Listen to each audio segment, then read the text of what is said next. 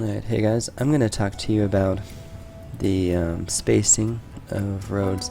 I'm not going to talk about the efficiency, just about figuring out how far you need to have your road spaced. So, what I've got here, off of the main, we have a side section with an avenue.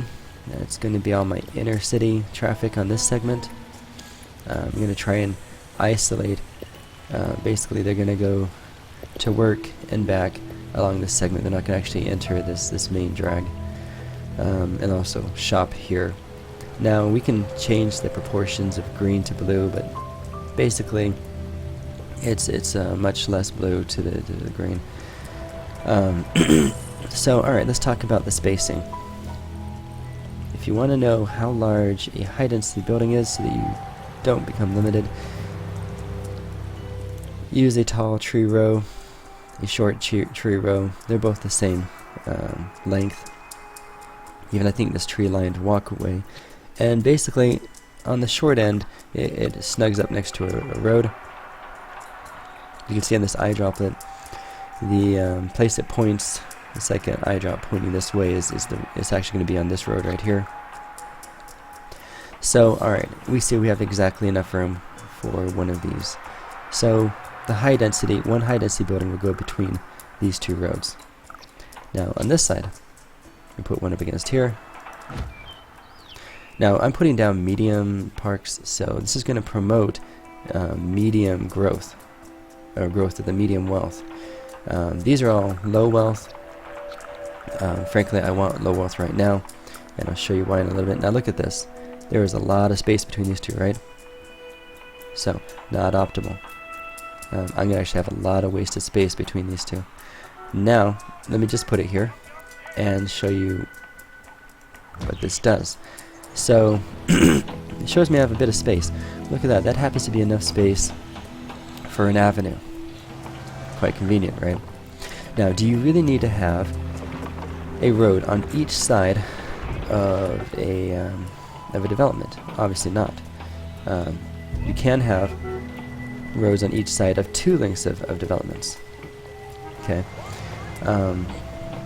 So it's your call whether or not you want to have a road dividing each length. To be honest, you really don't need. It depends on how long your road is going to be. For instance, a short one like this, these buildings would be feeding this road. But if we had a road that went out for a very long time, all those buildings along the entire road feed into that one road. The road can eventually get quite blocked up. So, what do we do in this case? And how do we best use our space? And I don't mean just grid-wise, because if you're best using your space, you have options for doing other configurations like circles. So, I'm just trying to show you how to optimize the use so that you can put in whatever designs you want in your city. Alright, so let's say I want a circle, and I'm actually going to put in a circle right in here. How am I going to do that so I get exactly what I want? Again, I'm going to put these tall tree rows up against the road on my circle to help me know how large of a circle I need. Now, the shift key keeps the straight road straight. It actually makes the circle roads perfect circles if you hold a shift and you drag. Okay. Now, these parks are not going to stay here because I'm going to end up bringing in from this rail, I'm going to bring in a line coming in here right into the middle of the buildings. So obviously I'm going to want to make sure that there's a way for that rail to come across, and basically I'm going to be able to bring in and out sims for commuting. If I can get a lot of low wealth sims in here, I can feed the low wealth needs of my other cities. Commuting isn't the best option between cities, but it's definitely nice to have, especially when we don't have the buggy great works. Okay, so I want to show you one more thing as far as the spacing. Take a look at this. I'm going to click on this, and I want you to notice actually the blue teardrops don't just show you where the halfway point is and where it's going to be, which road it's going to be going out to. They actually also show the length. so you don't actually have to plop one down. You can say, watch this. Okay, when I have the tree line against this road, you can count the number of evenly spaced blue teardrops. So that you can see, alright, up to the middle point I can count, and I'm just starting right here, 1, 2, 3, 4, 5, 6. And when I go out to here, you can see again, there's 1, 2, 3, 4, 5, 6. And that 6th one right there is the end of it. Now if I put a road right on that 6th one, right there, it's actually not going to let me have the full amount of space that I need. So I'm actually going to go here to the next one. So I have I have 12 out to here, and I'm going to go one more out for the edge of my road. So the edge of my road really starts here, and you can actually see that when we look at this example right here. The edge of my road is going to start right in here, right there. That's the edge of the road, not the middle of the road. So in the middle of the road, depending on if it's a larger one, it might be out here, but this is the edge. So basically there's 1, 2, 3, 4, 5, 6, 7, 8, 9, 10, 11, 12. Okay, so 12 out to there. And then this is where my road starts on the 13th one. So I hope that helps. You don't have to you don't have to worry about using the road guides and using the more expensive roads to try to get your spacing. Because I'll show you right now. If you try to use the road guides, it's going to mess you up. And I'll explain a little bit how the road guides work too. So I've got the low density, and mostly it all depends on what roads I'm coming off of. There's an intersection right there, so it gives me a guide here. It gives me a guide here because I'm using a low density. This is for the low density. When I'm going along this one, now it starts to give me, when I'm going back and forth along here, it starts to give me guides for this guy. As you can see, this is ideal placement for an avenue. So as I'm going along the avenue, it shows me ideal placements for the avenue. The only reason it shows me this thing is because of that intersection right here, which I created. So it's kind of a cheat. The game's not actually telling me the right thing with that. Now, the only reason it's telling me this is because I put this road right here, so it's doing spacings from here. If I'm just along this one right here, you can see all of a sudden the guides change. It actually gives a guide here, and it gives a guide here, which is 30% longer than what I want. That's just ugly. I mean, what am I going to fit inside that? That's just an awkward space right there. So it gives me this one just because of that spacing right here with this road. So some of the existing spacings, which I already worked out with this thing, it's actually now keying in on it and showing me the ideal spacings. So some of your legwork will help out with the game actually telling what's right, but then you have to ask yourself, is the game telling me what's right because of what I said, or is it telling me wrong because it's working out these weird spacings like that? When I go along here, it works out to here. And then when I change this, let's say I put it to high density, it still does the same thing. Now, depending on kind of density road, when you put the when you put this out, you see, okay, this bar right here, that shows me how far it comes out from here, and then this shows me how it comes out from there. So that's kind of nice, but then when I go to do the roads, it disappears, like it's gone. It's like, seriously? That's SimCity for you.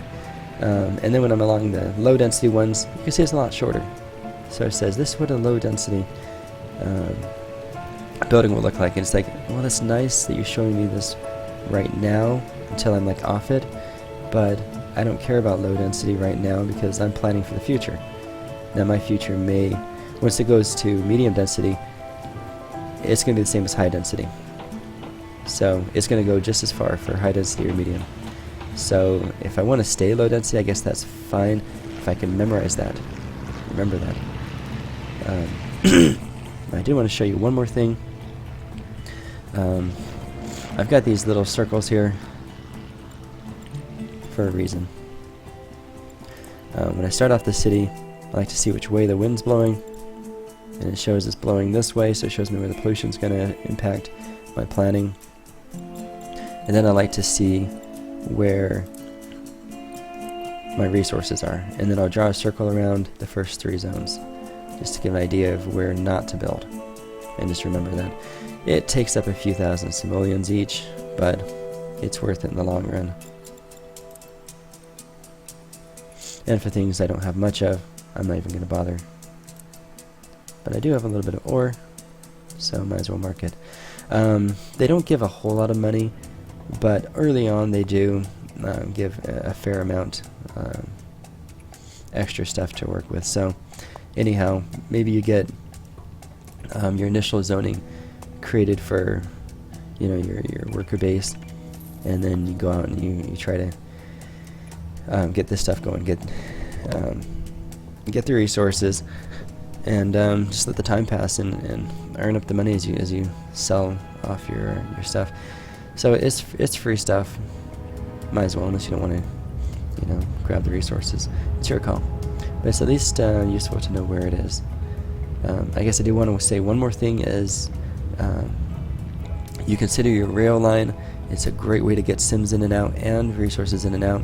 So you just want to get in your mind, where is this rail line going to come out to in your city? If you're going to have a high population density right here, then let the rail line come into the middle of it. It's less commuting for your sims. They stay off the main roads, and they'll prefer it, being that it's closer to them. Wherever there's lots of traffic, they always divert to rail instead of having to drive a long way to the rail. So they actually do care about that. Since I've got a bit of resources out here, not depot, but I guess it is a depot. We'll go out here with a rail connection. So that's just kind of initial city planning and spacing. You want to have it so the rail line can come in here without destroying much of anything. Don't put down your town hall right here if you want your rail line to come through here. So just think about where's the rail line going to come in. And when it comes in, you have to have the rail line down before you actually put your depot against it. So your depot is have to be against it, and then you'll bring in a road line from there. Make sure that the depot and the road line don't get in the way of your next avenue that comes off the main one. So I hope that helps. I think I showed how to do the spacing, how this keeps all the traffic pretty much on this subsection instead of coming out to the main one. And then all the stuff that does have to come out to the main one is going to be mostly freight, resources, maybe some commuting. You're going to try and minimize that by having enough people in the city so they don't commute through here. As you can see, I've got some heavy trucks delivering freight. Fortunately, I have some industrial over in another city, and if I don't get any industrial in here, then I'm going to have a lot of freight coming in and out to support the commercial. But fortunately, at least I have another city with industrial right now. So you consider that. You probably, if you don't have the industrial, you need just a little bit, probably about as much as that, maybe, yeah, about as much as that. So you put a road off, way off here somewhere, and just put your industrial. Given the wind direction, it's probably a good place for it. Alright, so hope I answered quite a few questions. You can get a good start. You don't have to have a box city, but if you understand the lengths, the sizes required for your high density buildings, then at least you know an optimum layout, whether you do circles or curves or however you want to do it. You'll at least know you're not going to be wasting a whole lot of space unless you want to waste it, and at least then you'll be able to plan the waste, put in some large fields for softball, and let the Sims use that open space and play and so forth. So anyhow, hope you enjoyed it, and have fun building your own city. Talk to you guys later.